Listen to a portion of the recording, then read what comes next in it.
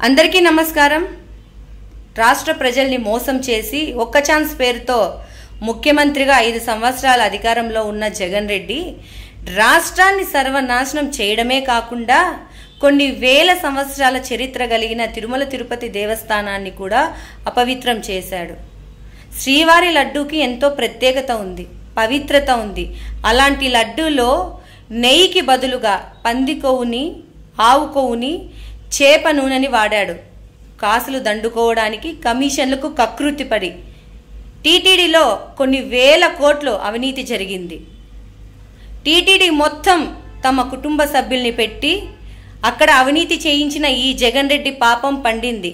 శిక్ష మాత్రమే పెండింగ్ ఉంది. ఇప్పుడు రాజశేఖర్ రెడ్డి, జగన్మోహన్ రెడ్డి వాళ్ళ తండ్రి వెంకటేశ్వర స్వామి జోలికెళ్తే గాల్లో ప్రాణాలు గాల్లోనే కలిసిపోయాయి.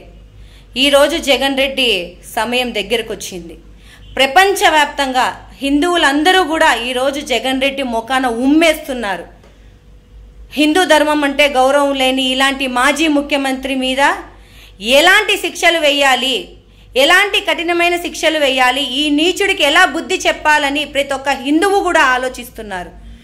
ముఖ్యమంత్రిగా ఉన్నప్పుడు ఏ రోజు కూడా జగన్మోహన్ రెడ్డి కానీ తన భార్య భారతిరెడ్డి గారు కానీ ఏ గుడికి వెళ్ళలేదు. ఎక్కడ కూడా ఆ భగవంతుడికి పట్టు వస్త్రాలు పెట్టలేదు, ప్రసాదాలు తీసుకోలేదు. కనీసం తన ఇంట్లో సెట్టు వేసిన టెంపుల్లో కూడా ఆయన ప్రసాదం తీసుకోలేదు, తీర్థం తీసుకోలేదు. అంటే జగన్ రెడ్డికి హిందువుల పట్ల కానీ హిందూ ధర్మం పట్ల కానీ ఎంత గౌరవం ఉందో ఒకసారి ఆలోచించండి.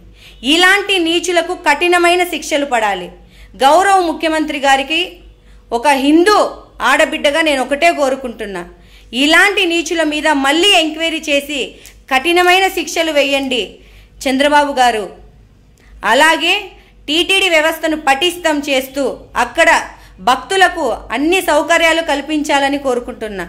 హిట్ టీవీ యాప్ ని డౌన్లోడ్ చేసుకోండి. ఇందులో short news, live news, entertainment movies అన్ని అవైలబుల్ గా ఉన్నాయి. Please download Hit TV app. Hit TV app hit TV app ని ఫ్రీగా డౌన్లోడ్ చేసుకోండి.